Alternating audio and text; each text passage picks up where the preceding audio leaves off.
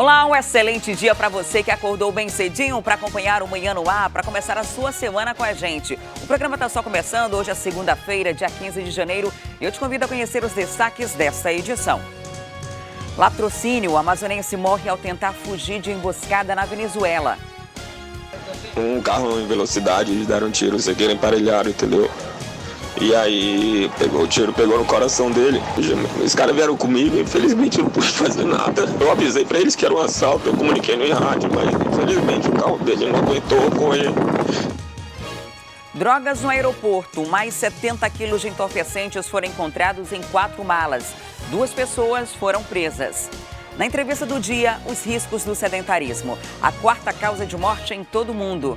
E ainda os detalhes da portaria que define as regras para as festas de carnaval em Manaus. Um dos maiores eventos de rua do carnaval mudou de lugar para se adequar às normas da SSP. No quadro A Vaga é Sua, a gente fala de uma profissão que está em alta nesse período, a de carnavalesco. E vai se aproximando o dia do desfile, muita gente já começa a ficar bem curioso para saber o que vai entrar na avenida, né? Fantasias, alegorias, epa! Agora é o seguinte, se tem uma coisa que o carnavalesco precisa fazer, é guardar segredo. Hoje vocês podem mostrar uma coisa a mais, mas daqui a uns 10 dias já fica meio restrito. Isso e muito mais a partir de agora. Manhã no Ar, o seu dia começa aqui.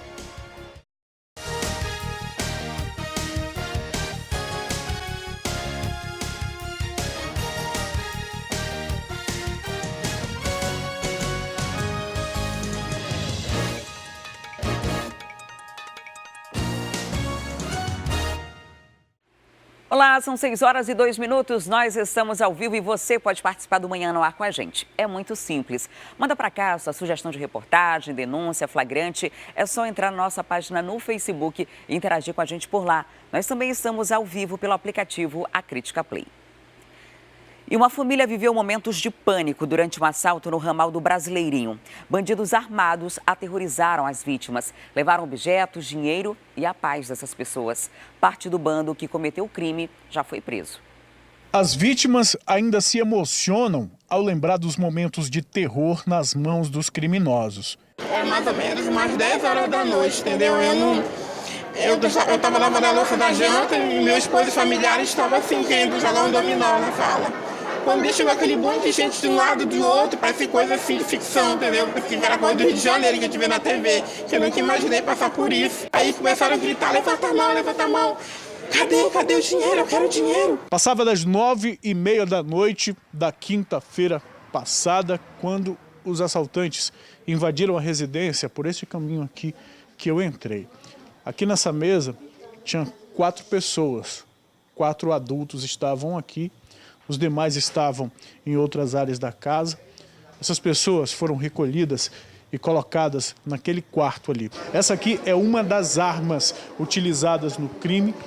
E aqui estão sendo apresentados pela polícia a Vanderleia Fonseca Licata, de 20 anos, o Davi da Silva Andrade, de 23, e o Diego Armando da Silva Costa, de 18 anos.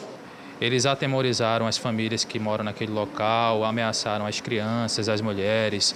Um idoso foi muito ameaçado também, foram muito agressivos.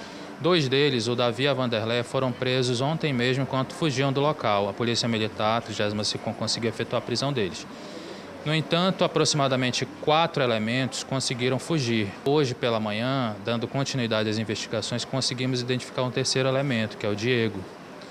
E também já conseguimos identificar um 4º elemento que ainda não foi encontrado, que é o John Clayton. A polícia acredita que o grupo esteja envolvido em outros crimes desse tipo ocorridos na zona leste da cidade. A finalidade de mostrar, além de mostrar a ação da polícia, é mostrar o rosto deles, porque tem acontecido uma série de roubos à residência aqui na área.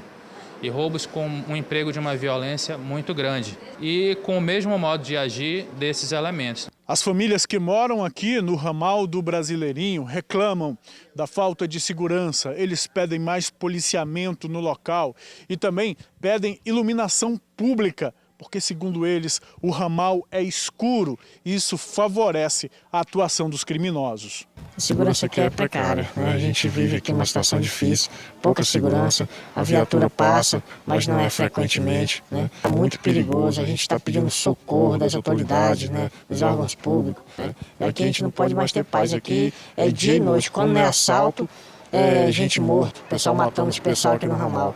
Além dos 3 presos, a polícia já identificou o 4º suspeito, o John Cleito da Silva Lima. Outros 2 integrantes da quadrilha também estão sendo procurados.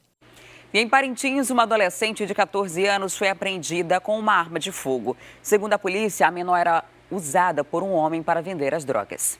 A apreensão da adolescente de 14 anos de idade ocorreu na Rua 10 do bairro União, na zona sul da cidade, onde ela estava morando com um suposto traficante. Em poder da adolescente, a civil apreendeu uma arma de fogo. Segundo o investigador José Maria Castro, a arma seria do dono da casa, que conseguiu fugir com uma quantidade de drogas. Ele já é um conhecido nosso, Iranildo, conhecido como Deco. Além de conviver com essa menor, estaria vendendo entorpecente, usando a menor para vender entorpecente. De posse dessas informações, a equipe se deslocou até o local indicado. Quando a equipe chegou no local, ele empreendeu fuga, levando com ele, segundo a menor, a droga que estava dentro da residência. Mas foi uma ação muito rápida, não deu tempo dele levar também consigo uma arma, uma pistola calibre 32, que foi apreendida aqui pela equipe.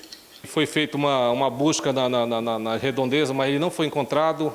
A polícia continua à procura do suspeito e a adolescente vai ficar à disposição da justiça. Ele ainda se encontra no flagrante, a equipe vai se deslocar, vai fazer algumas buscas na área lá para ver se encontra ele e consegue prendê-lo.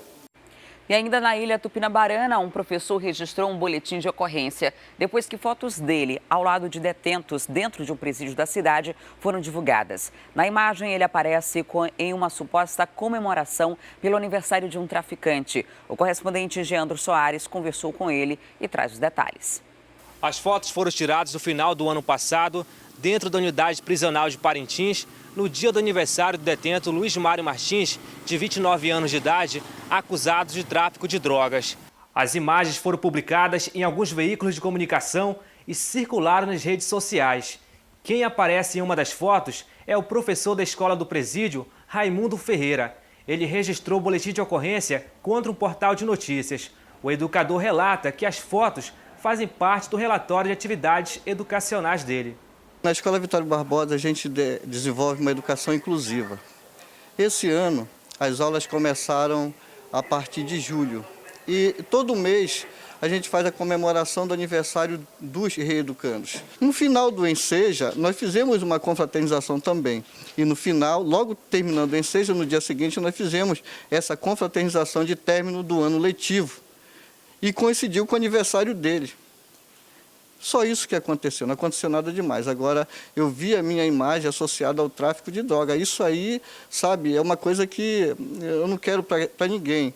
Eu acho que a situação é que faltou investigar o que estava acontecendo lá. Eu acho que para se divulgar uma coisa, você tem que saber as partes. E me expuseram no meio social. Eu sou uma pessoa do bem, que faço o bem, né? Me taxaram como traficante. Eu não sou isso. Raimundo Ferreira disse que não sabe como vazaram as fotos. O diretor do presídio, Bosco Paulaim, teve acesso às imagens e vai iniciar um procedimento para apurar o caso. Uma criança de 2 anos, por pouco, não foi levada quando bandidos renderam a família para levar um carro na última quinta-feira. Assustados e revoltados, os pais da menina fizeram desabafo. O carro roubado pelos bandidos é de placa PHI 3019, cor prata, modelo Gol. Os donos tiveram muito sacrifício para conquistar esse bem material. Eles trabalham com uma sorveteria que fica aqui, localizada no bairro Coroado. Teriam alugado o ponto pelo menos 6 meses. Segundo eles, a movimentação aqui nessa área sempre foi muito tranquila. Havia segurança. Mas tudo mudou na noite de quinta-feira. Os donos trabalharam normalmente com seu expediente e resolveram fechar o local por volta das 11 horas da noite. Foram para casa. Só que quando chegaram lá, eles resolveram retornar para a sorveteria, queriam checar para saber se tudo estava ok. Foi então aí que eles entraram e pegaram a TV de LED, pegaram uma balança, além de um ventilador. Depois disso, eles colocaram esses materiais no carro. E no momento que o esposo da vítima estava fechando a sorveteria, ele estava indo para o carro. Foi de repente aí que 2 bandidos, que até o momento não foram identificados pela polícia, se aproximaram do casal. A gente não esperava, né? Apareceu dois cidadãos aí do cidade, apareceu, acabou levando o nosso carro, né? E lá no nosso carro né, tinha alguns pertences dentro do carro. E até minha neném tá dentro do carro, minha neném, que depois a gente tirar a nossa neném, antes que eles pudessem levar o carro com ela, né? Senão ia ser pior ainda pra gente. Né? A dor e o material a gente pode até recuperar. Mas a vida, graças a Deus, estamos aqui. Nessas imagens, é possível perceber toda a ação dos suspeitos. A mulher está com uma criança no colo. A criança antes estava no carro, na cadeirinha. Por sorte, ela conseguiu retirar a tempo. Depois disso, eles acabam recuando, saindo, não reagiram ao assalto e os 2 bandidos entraram no veículo, maior cara de pau, e em seguida fugiram. No momento que isso aconteceu, eles ainda chegaram a estancar, no momento que davam uma curva. Depois, seguiram a viagem e o assalto foi com sucesso. O casal está indignado, impotente e não sabe o que fazer. Para eles, é uma perda e tanta. A gente sempre batalhou para ter o que nós temos, né? E a gente vê assim, chegar esses bandidos levar nossas coisas de uma forma tão covarde. É triste. Prejuízo de quanto, meus amigos? Não tenho nem ideia de te dizer. No momento a gente pede que a justiça não possa se mover, né? A gente vê tanta coisa que acontece todo dia aqui em Manaus e a gente fica com as mãos atadas. Quando a gente procura algum órgão e a gente acaba só recebendo, não, a gente vai ver, parece que as coisas não funcionam com o nosso lado, só funcionam pro lado deles, né? A gente vê aí os direitos humanos, só procura pro lado dos bandidos. E onde que estão nossos direitos? A gente que trabalha, a gente que busca o nosso tempo todo dia, onde fica? Para quem a gente vai procurar? Para os órgãos, que parece que fortalecem mais os bandidos que a gente? Reforçando, o veículo roubado é um Gol de cor prata e as placas com placa PHI 3019. Se você tiver qualquer informação que leve ao paradeiro desse veículo, denuncie através do telefone 181. E o último suspeito de participar de um crime que chocou a sociedade em 2016 foi preso em Itacoatiara. Ele é um dos suspeitos de estuprar uma criança de 8 anos em um condomínio de luxo aqui em Manaus. O crime chocou a sociedade na época em que o caso foi desvendado. A mãe da menina começou a ficar preocupada porque o rendimento escolar da filha estava caindo consideravelmente. A mãe dessa criança chamou ela para uma conversa e ela disse que era estuprada toda semana por homens diferentes que frequentavam a casa dela em um condomínio fechado que fica no bairro Ponta Negra. A mãe da criança imediatamente foi até a delegacia especializada em proteção à criança e ao adolescente. Em depoimento aos psicólogos, essa criança disse que todos esses homens prestavam serviço na casa dela. Um pintor, um mecânico, um jardineiro e um vigilante foram presos e confessaram esse crime. Faltava, na verdade, encontrar o 5º suspeito. Os policiais conseguiram prender esse homem, apelidado por Mimi, em uma comunidade que fica no município de Itacoatiara. Ele confessou todo o crime. O único mandado de prisão temporária em aberto do estupro de vulnerável dessa criança de 8 anos de idade era realmente Mimi. A gente recebeu uma informação de que o Mimi estaria na Vila de Lindóia e nós fomos apenas com o apelido dele, né, mas com o trabalho de inteligência policial, a equipe de investigação conseguiu identificar quem era esse cidadão, de quem se tratava, e aqui na delegacia a criança formalizou o auto de reconhecimento de pessoa desse 5º autor que era considerado foragido. E a reintegração de posse que acontece em ramais da rodovia AM-352 em Manoel Urbano deve ser retomada hoje. Nas propriedades, a maioria dos ocupantes trabalhavam com agricultura de subsistência. Cenas que dificilmente sairão da memória das famílias que foram desalojadas. Homens, mulheres e crianças assistiram ir ao chão em minutos, o que se levou anos para construir. Não está fácil. Nós estamos passando aqui. Chega, né, destrói tudo que a gente conseguimos fazer, né, até agora. Acabaram com tudo. Seu Jair, morador do Acajatuba, estava fazendo farinha quando as máquinas chegaram para demolir sua casa. Na propriedade, só ficou de pé a casa de farinha. Terminar, né, de fazer. Eu ia falar para eles que eles deixaram eu fazer, eu deixei ao menos o forno em pé, mas eles resolveram deixar, vamos terminar, né? De acordo com os agricultores, algumas casas que foram demolidas estavam fora das terras que estão sendo reintegradas. Aí os caras chegam sem ver, sem para quê, dizendo que é dono da terra e nunca apresentaram um documento para a gente. Nunca tiveram um documento apresentando para a gente, dizendo assim, está aqui o documento dizendo que vocês são invasores da terra. E nós temos o cadastro ambiental rural, nós temos todos esses acompanhados com o IDAN, né, tudo acompanhando com a gente aqui. Plantamos aí o maracujá, nosso maracujá de nós plantar e nós trabalhávamos, nós tirávamos o pão, né. Vocês viram aí, né, o maracujá, tudo. E nossas casas tudo destruídas hoje. As famílias desalojadas estão se virando como podem. Então a gente, por enquanto, no momento a gente está assim, agasalhando um cadacal numa casa, um conhecido, um barzinho no fundo de um barzinho, a gente vai e tem muitas famílias ainda nessa situação. Cerca de 10 famílias foram alojadas em um abrigo da prefeitura ou encaminhadas para o programa de aluguel social. Temos dado toda a assistência necessária com transporte para auxiliar nas mudanças. Nós temos também disponibilizado ajudas com cestas básicas. Isso é o mínimo que nós estamos fazendo. Nessa primeira semana do cumprimento da reintegração de posse, já foram destruídas 200 casas, deixando mais de 250 famílias desalojadas. Já que, de acordo com a Secretaria de Assistência Social, em algumas casas moravam mais de uma família. Os trabalhos devem reiniciar na manhã de hoje pelo ramal do Acajatuba. Mas já cumprimos uma parte do quilômetro 17, agora estamos aqui no ramal do Acajatuba e hoje vamos encerrar o ramal do Acajatuba. Nós faremos o restante do quilômetro 17, os outros 2 ramais que tem para lá e o restante que faltar na beira do rio.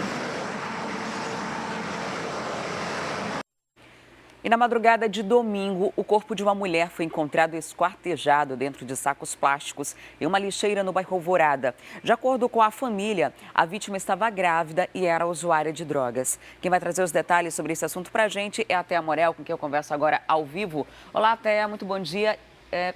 Qual é a motivação desse crime? A polícia já tem alguma informação sobre isso?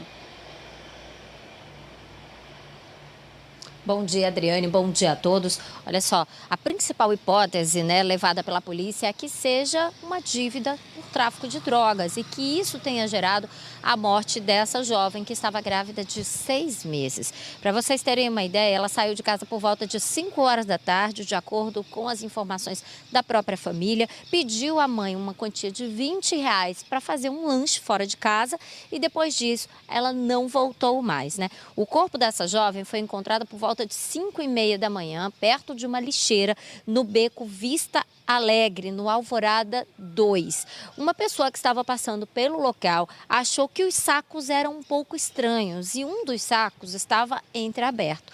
Dentro ele conseguiu perceber que aquilo ali se tratava de uma pessoa, chamou, acionou a polícia militar, acionou os policiais responsáveis e aí quando a polícia chegou, o tronco dessa jovem estava em um saco e os membros dela, os braços e as pernas, estavam em outro. Ela estava grávida de 6 meses, como a própria família conseguiu confirmar depois da identificação dela. Ela é Ana Cristina da Silva Costa, tinha apenas 25 anos, tinha também um outro filho de 7 anos de idade que estava com a família, E a polícia não deu aí nenhum tipo de informação também sobre a paternidade dessa criança, desse filho que ela estava esperando, mas que infelizmente também morreu, Ela foi atingida também, de acordo com a polícia, com um golpe no pescoço.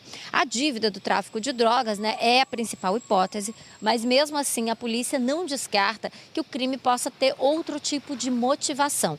Quem vai investigar é a Delegacia Especializada em Homicídios e Sequestros, que deve começar ouvindo aí as testemunhas, as últimas pessoas que viram a Ana Cristina com vida.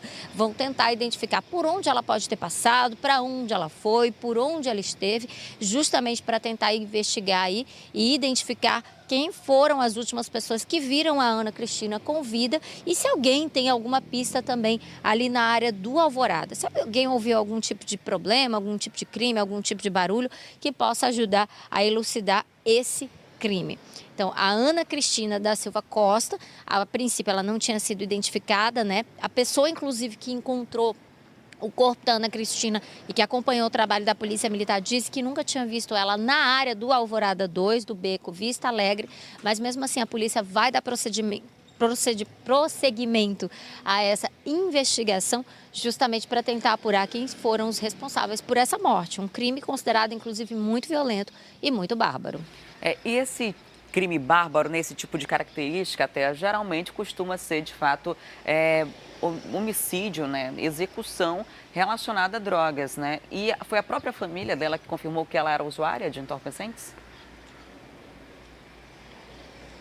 Foi a própria família que confirmou, sim, que ela era usuária de entorpecentes, viu, Diniz? Realmente, essa é uma linha muito forte de investigação por parte da Polícia Civil e você tem razão, a gente já teve outros casos aqui em Manaus de corpos encontrados em malas, de corpos que foram abandonados em áreas bem visíveis para a polícia, inclusive, e, em geral, esses corpos esquartejados que são encontrados aqui na nossa cidade, eles estão relacionados ao tráfico de drogas, porque isso, inclusive, é uma maneira que os traficantes têm de mandar recado para outras pessoas, né?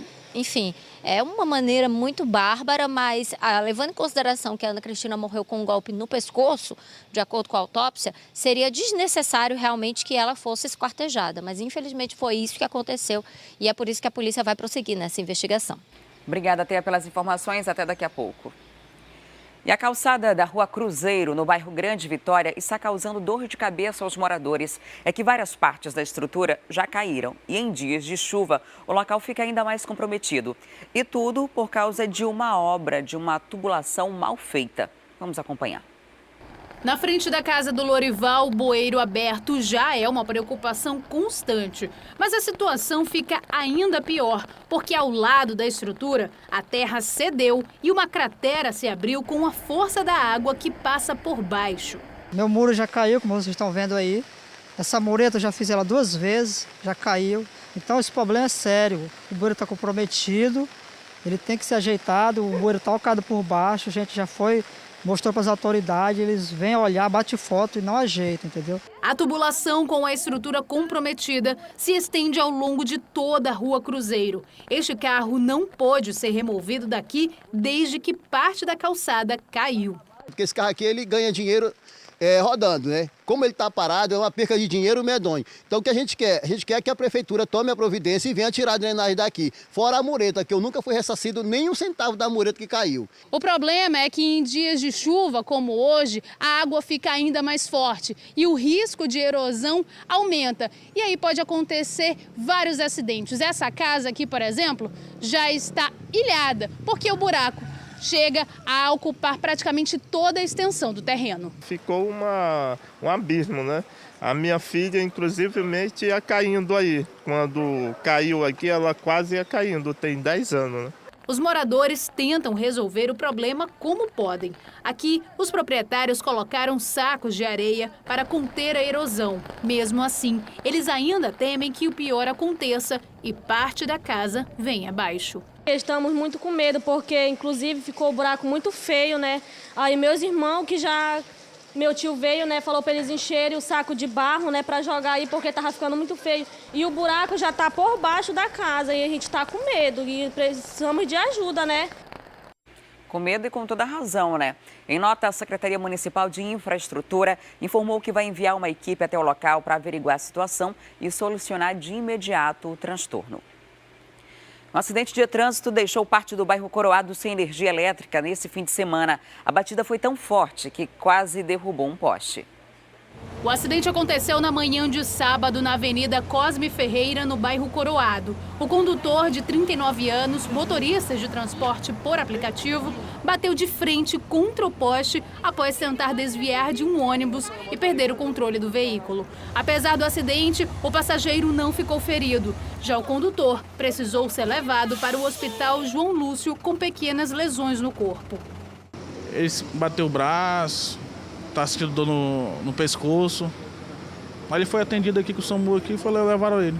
Parte dos estabelecimentos da Avenida Cosme Ferreira ficou sem energia por algumas horas. E uma das instituições de pesquisa e inovação tecnológica mais tradicionais e importantes para um polo industrial de Manaus, a FUCAP, pode declarar falência ou até fechar as portas. São 100 milhões de reais em dívidas e a Justiça quer evitar que sejam abertas novas matrículas. O Ministério Público do Amazonas convocou nesta sexta-feira uma reunião com alunos e professores para expor os problemas financeiros da FUCAP. São 100 milhões de reais em dívidas em processos judiciais. E desses, 59 milhões são processos trabalhistas que se acumulam há pelo menos 3 anos. Todas as fundações vêm sendo acompanhada, até que chegou no momento em que eu, ao fiscalizar a FUCAP, ao mandar fazer a análise da contabilidade da prestação de contas, eu verifiquei que a situação é grave. André é finalista do curso de administração e ficou bastante preocupado. Considerando que, desde o ano passado, alguns professores e alguns profissionais estão deixando a instituição por conta da falta de pagamento, por exemplo. Segundo o Ministério Público, o que levou a toda essa situação foi a quebra de convênios com a Superintendência da Zona Franca de Manaus, Governo do Estado e empresas. O ZIER faz parte do grupo de 70 professores que foram demitidos em 2016. Segundo ele, até agora, ninguém recebeu a rescisão. Temos salário de 2016 para receber, 3 meses de salário, 1 ano de FGTS e dentre outras coisas que ainda faltam receber. Então nós saímos de lá com nada praticamente. Mesmo correndo o risco de falir ou acabar, a instituição abriu novas vagas para o nível superior. Quem pode fazer cessar as matrículas é a Justiça, né? É uma ordem judicial. Eu estarei ingressando com pedido à Justiça, uma cautelar para fazer cessar essas matrículas. A SUFRAMA informou que reconhece a importância e a contribuição da FUCAP para a autarquia, mas alegou não ter nenhuma influência ou responsabilidade sobre a gestão da instituição e que até 2016, por força de uma liminar, ainda manteve um contrato com a FUCAP para o pagamento de aproximadamente 70 terceirizados. Não conseguimos resposta do governo do estado em relação a esse problema da FUCAP. E o Aeroporto Internacional Eduardo Gomes, em Manaus, é o segundo do Brasil em apreensão de drogas. Só perde para o de Guarulhos, em São Paulo, considerado o maior da América Latina.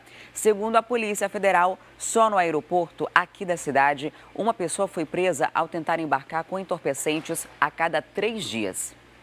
Das 141 pessoas presas por tráfico pela Polícia Federal em 2017, 111 foram detidas no aeroporto Eduardo Gomes. Elas tentavam sair com drogas na bagagem ou presas ao corpo.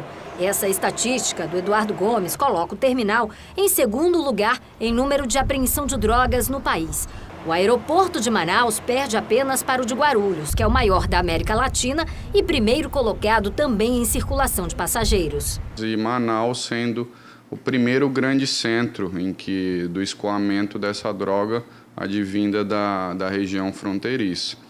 E o aeroporto, a via aérea, é um dos meios de saída dessa droga. E o outro fator também desse aumento considerável nas apreensões é da intensificação da fiscalização nos aeroportos. Intensificar a fiscalização levou a Polícia Federal a aumentar também o número de drogas que foram apreendidas aqui no Amazonas.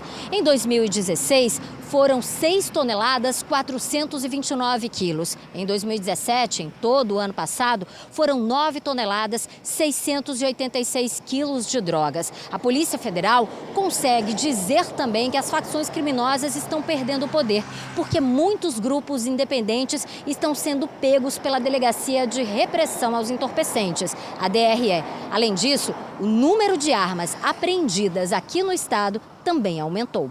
Em 2016, as apreensões foram bem mais tímidas. Apenas um fuzil, uma espingarda e 2 granadas foram pegos pela PF nas operações contra o tráfico.